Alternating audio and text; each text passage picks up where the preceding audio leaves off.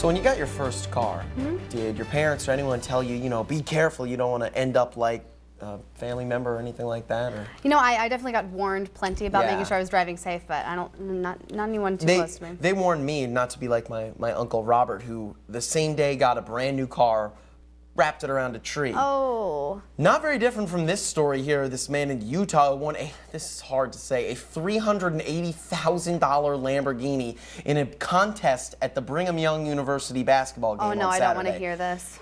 He wrecked it 6 hours after he won it. Oh. Yeah, it's so awful. Well, he was driving family and friends around, and I guess he wasn't in our area listening to me talking about the black ice, because he hit a slick spot in the road, lost control, spun the car around, and slammed it into a fence.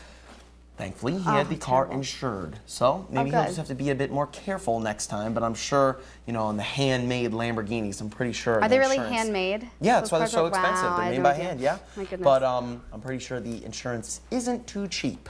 So at least he won the car for free, right? Yeah, I guess so. Geez, I mean, that's always the problem though, when people who win huge amounts of money. Get so excited, right? Yeah, I guess it's such a big deal, and then suddenly, who knows, right?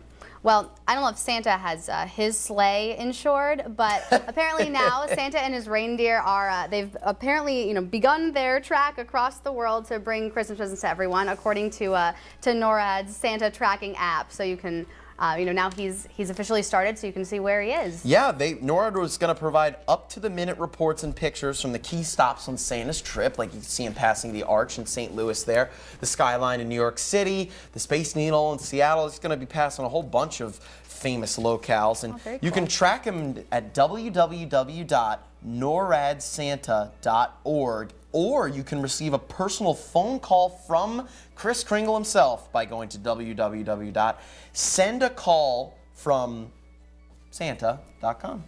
Oh, very cool. Lots of fun. Yeah, but I think that's such a neat idea. Now we can track Santa, right? Yeah, right. Well, this I just thought was so cute. A little boy in England was worried that Santa Claus couldn't fit down his chimney to bring him presents, and so take a look at this video. This 6-year-old named Leo Park, he did something about it. He sent a letter to a developer, and to make sure that Santa could fit down the chimney of his home that that was being built when it was all ready. So they put Santa in a crane, and they dropped him into the chimney. They tested it out. It's a 6-year-old's idea. A 6-year-old's idea, but this is the first Santa-friendly chimney apparently in the world. Isn't that funny? The little boy actually cared enough about Santa being able to physically get inside. Maybe he was worried that Santa had a bit too much turkey at Thanksgiving. Probably. It's the milk and cookies, right? Right.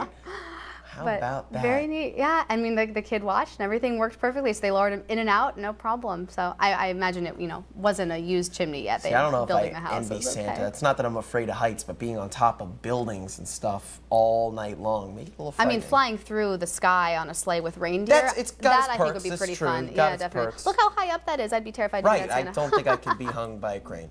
Be a little too terrifying.